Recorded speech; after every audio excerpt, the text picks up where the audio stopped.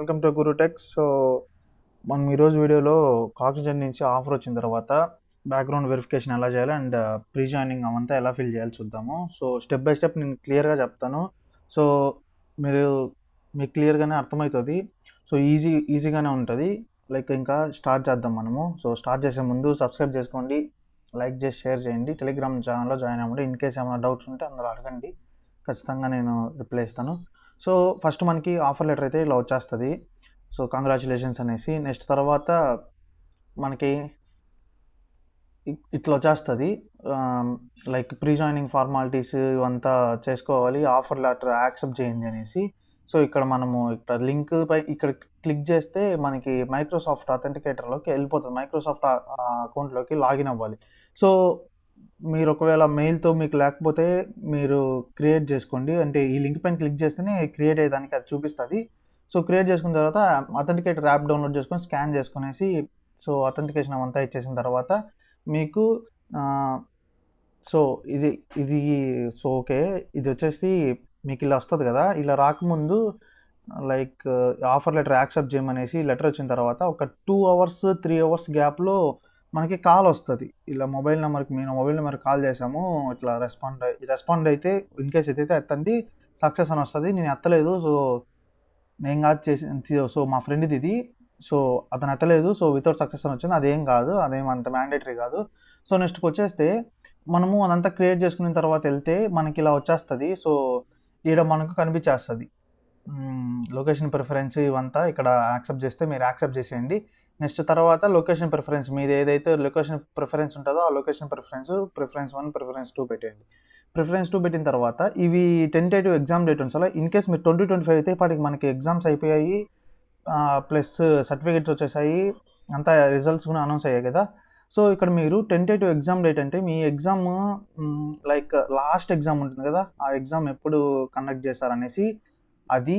So mostly మనకి project ఇప్పుడు ఏప్రిల్లో ఉంటుంది. సో ఆ ఏప్రిల్ది పెట్టేయండి. సో ఎగ్జామ్ రిజల్ట్ అయితే మీకు మీ మార్క్ షీట్ ఉంటుంది కదా, మార్క్ షీట్లో కింద ఉంటుంది రిజల్ట్స్ అనౌన్స్డ్ అనేసి. సో ఆ డేట్ పెట్టండి. సో నెక్స్ట్ తర్వాత ప్రొవిజనల్ సర్టిఫికేట్లో ఇక్కడ టెంటేటివ్ ప్రొవిజనల్ సర్టిఫికేట్లో కూడా ప్రొవిజనల్ సర్టిఫికేట్లో డేట్ ఉంటుంది కాబట్టి ఆ డేటే పెట్టండి. సో ఈ రిజల్ట్ డేటు ఇది డేట్ సేమే ఉంటాయి మనకి. సో ఇది అయిపోయిన తర్వాత మనకి అక్కడ కాగ్నిజెంట్ హోమ్లో ఇలా వచ్చేస్తుంది. సో ఆ వెబ్సైట్ హోమ్లో కంప్లీటెడ్ అని వచ్చేస్తుంది. కంప్లీటెడ్ వచ్చిన తర్వాత ఈ ప్రీ జాయినింగ్ ఫార్మాలిటీస్ గురించి మళ్ళీ మాట్లాడుకుందాము. సో నెక్స్ట్ మనకి ఇట్లా మెయిల్ వస్తుంది. సో ఇలా మెయిల్ వచ్చిన తర్వాత ఇప్పుడు మెయిల్ వచ్చినప్పుడు ఏం చేయాలంటే, సో వాళ్ళు చెప్తారు thanks for accepting after upload documents upload చేయమనేసి. సో ఆ అప్లోడ్ చేసేదానికి మనకి డాక్యుమెంట్స్ ఏవేవి కావాలంటే లైక్ మనకి first 10th 12th original mark sheets, యూజీవి అంటే మీకు బీటెక్ అయితే so mark sheets, sem wise mark sheets, in case మీకు సప్లీస్ ఉన్నా కూడా ఆ sem wise mark sheets. So మన తర్వాత మన ప్రొవిజనల్ సర్టిఫికేట్ కావాలి. సో దాని తర్వాత ఇక్కడ వీళ్ళు ఇచ్చారు కదా, if you don't have your provisional are degree please update the affidavit అనేసి. సో 2025 వాళ్ళకి అందరికి వచ్చిందని వచ్చేసింది అందరికీ.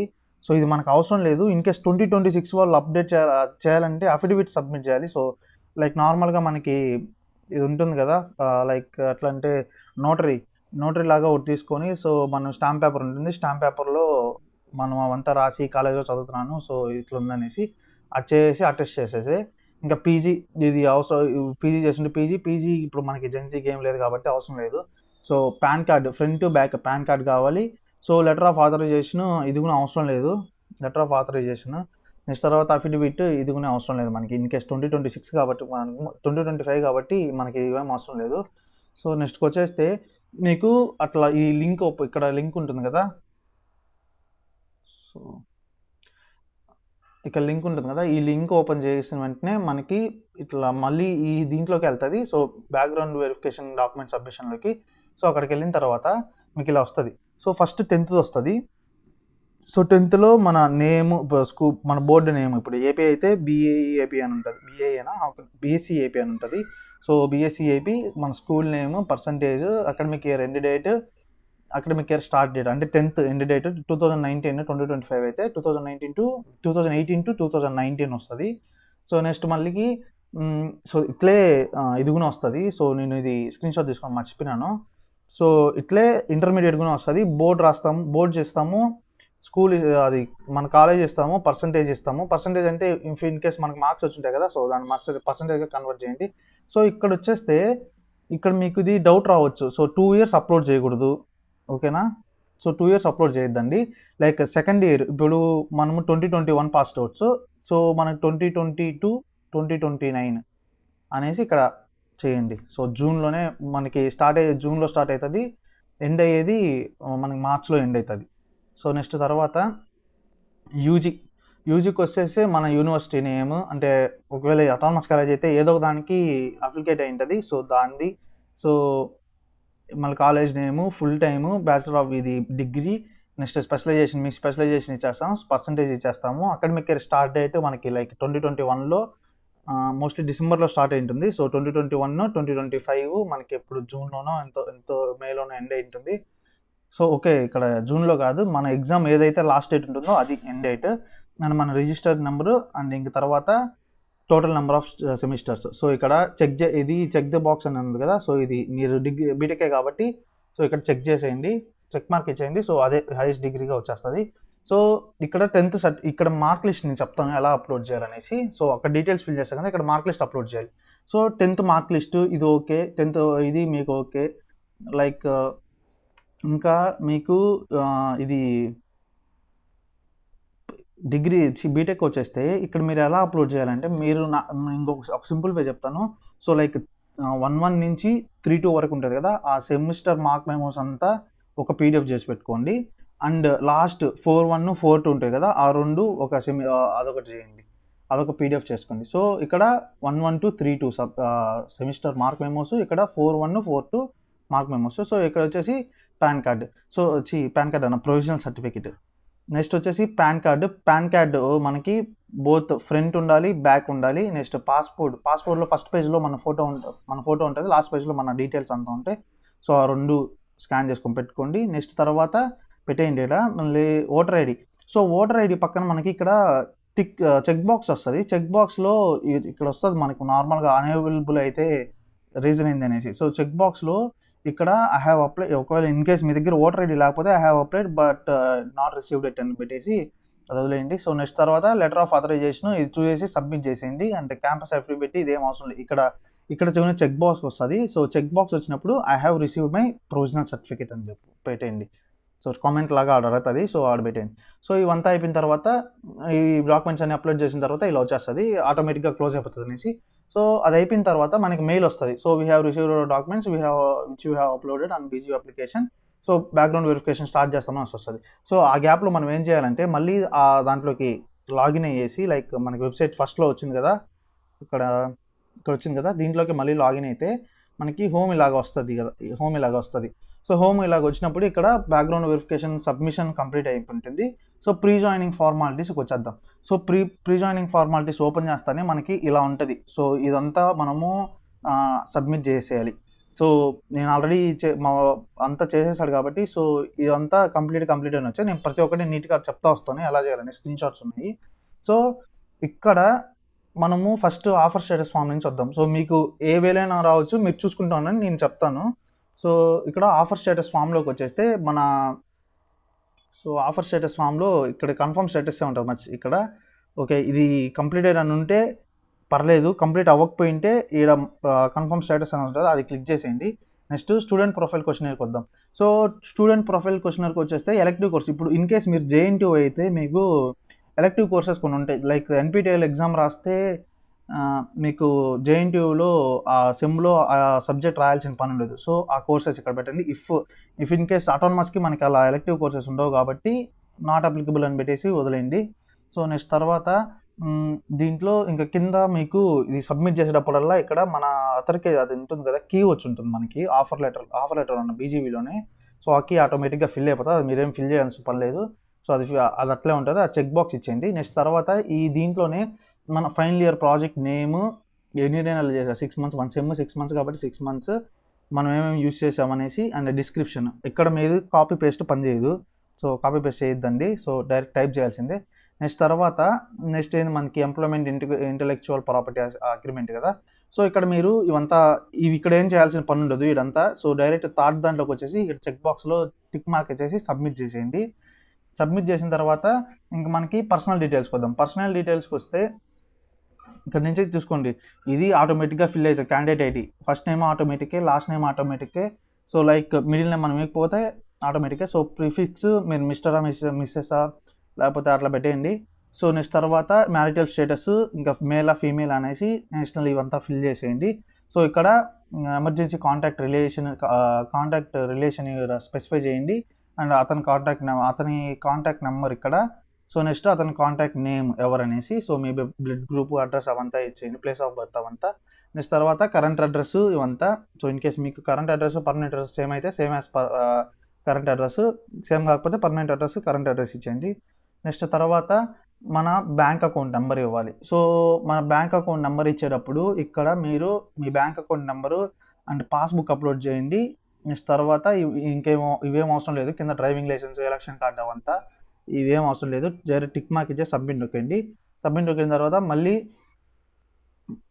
ఇక్కడ మనకి థర్డ్ది అది కదా. నెక్స్ట్ ఫోర్త్ దాంట్లో ఈ పర్సనల్ డీటెయిల్స్ ఫామ్లోనే మనకి ఇట్లా ఫోర్త్ దాంట్లోనే మనకి ఏముంటుంది, ఇలా పిఎఫ్ అకౌంట్స్ ఉంటాయి. సో పిఎఫ్ అకౌంట్స్ మనం ఫ్రెషర్ కాబట్టి మనకి ఏం అవసరం లేదు. సో ఇక్కడ నో పెట్టేసి there are no do you have an active or not closed PF అంటే నో పెట్టేసి ఇవంతా నో పెట్టేసేయండి. ఇక్కడ మన నేమ్ వచ్చేస్తుంది, అది ఆటోమేటిక్గా వచ్చేస్తుంది. టిక్ మార్క్ ఇచ్చేసి సబ్మిట్ నొక్కండి.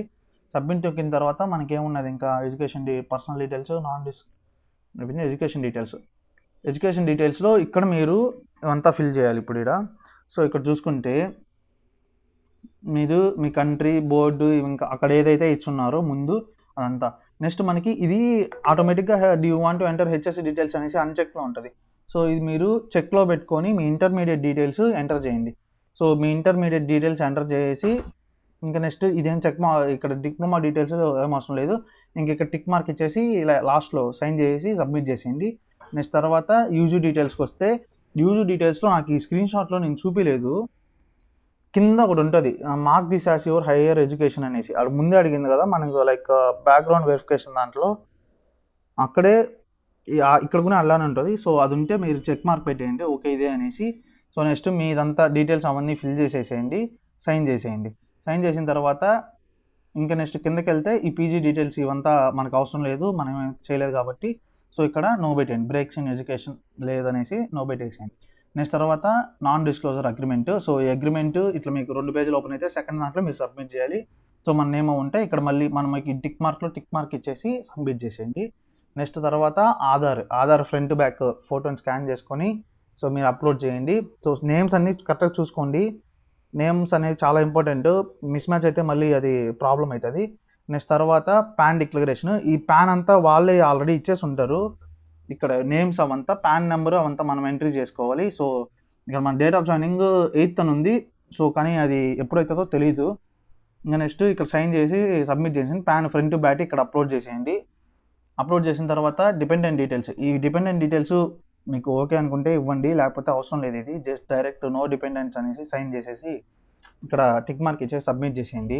అండ్ నెక్స్ట్ తర్వాత సిగ్నేచరు మీరు ఎట్లా ఉండాలంటే, ఇప్పుడు ఫోటో ఇట్లా ఉందనుకోండి, ఈ ఫోటో మొత్తం మీ సిగ్నేచర్ ఉండాలి. లైక్ మీరు కొంతమందికి ఎట్లా చేస్తారంటే ఫోటో ఇది ఎంత సైజు ఉంటుంది, సో సిగ్నేచర్ ఈడొక్కటే ఇట్లా పెట్టుంటారు, అట్లా పెట్టుకుంటూ మొత్తం ఫుల్ సైజ్ వచ్చేలాగా సిగ్నేచర్ తీసుకోండి. సో అప్లోడ్ చేసేసేయండి. సో ఇక్కడ మనకి 200 KB లోపల ఉండాలి, బ్యాక్గ్రౌండ్ వైట్ పేపర్ పైన ఉండాలి. సో ఇది విత్ రికమెండెడ్ అవంతా. సో ఇక్కడ స్టిక్ మార్క్ ఇచ్చేసి సబ్మిట్ చేసేయండి. సబ్మిట్ చేసిన తర్వాత ఫోటో ఇది మనకి వైట్ బ్యాక్గ్రౌండ్లోనే అప్లోడ్ చేయండి, ప్రొఫెషనల్ ఫోటో. ఇదే ఫోటో మనకి ఐడిలో ప్రింట్ అవుతుంది. మనకి ఫస్ట్ నేమ్ లాస్ట్ నేమ్ ఉంటుంది. ఆటో సజెషన్లో మనకి only first name ID card పైన ప్రింట్ అయ్యేలాగా ఇస్తుంది. సో అదే ఆటోమేటిక్గా అదే తీసుకుంటుంది. సో అది అట్లే ఉండిచ్చేసి ఈ రెండిట్లో ఏది మీకు నచ్చితే అది పెట్టుకునేసేయండి. సబ్మిట్ చేసిన తర్వాత ఇది ప్రైవసీ నోటీసు. సో ఇవంతా ఒకవేళ చదువుకుని ఒప్పుకుంటే చదువుకోండి, లేకపోతే డైరెక్ట్ ఇట్లా వచ్చేసేయండి. సో నెక్స్ట్ తర్వాత వచ్చేస్తే ఇక్కడ ఇదంతా సైన్ చేసి సబ్మిట్ చేసేయండి. సబ్మిట్ చేసిన తర్వాత ఇక్కడ KTP ఫామ్ అని ఉంటుంది. సో ఈ KTP ఫామ్లో ఇక్కడ కూడా సబ్మిట్, ఇది మనం ఏం ఫిల్ చేయాల్సిన పని లేదు, ఆటోమేటిక్గా అవే ఫిల్ అయిపోతాయి. నెక్స్ట్ వచ్చేస్తే ఇదిగునే డిఫాల్ట్ యూజర్ రైట్స్, ఇది కూడా ఆటోమేటిక్గా ఫిల్ అయిపోతాయి. నెక్స్ట్కి వచ్చేస్తే ఇక్కడ క్యాండిడేట్ డీటెయిల్ షీట్స్ ఇవంతా ఫిల్ చేయండి. ఇక్కడ నోనే ఇంకా డేట్ ఆఫ్ బర్త్ అవంతా వాళ్ళ ఎంటర్లో ఉంటుంది. సో నెక్స్ట్ తర్వాత ఎక్విప్మెంట్ రిక్వెస్ట్ లైక్ ల్యాప్టాప్స్ అవంతా రిక్వెస్ట్ చేసేదానికి మనం డీటెయిల్స్ ఫిల్ చేయాలి. సో ఈ డీటెయిల్స్ అన్నీ ఫిల్ చేస్తే ఇక్కడ మనకి అడ్రస్, స్టేట్ అవంతా వాళ్ళు ఇంకా అదే సబ్మిట్ చేసేసేయండి. సబ్మిట్ చేసిన తర్వాత మనకి ఇన్ కేస్ ఏమన్నా రిజెక్ట్ అయితే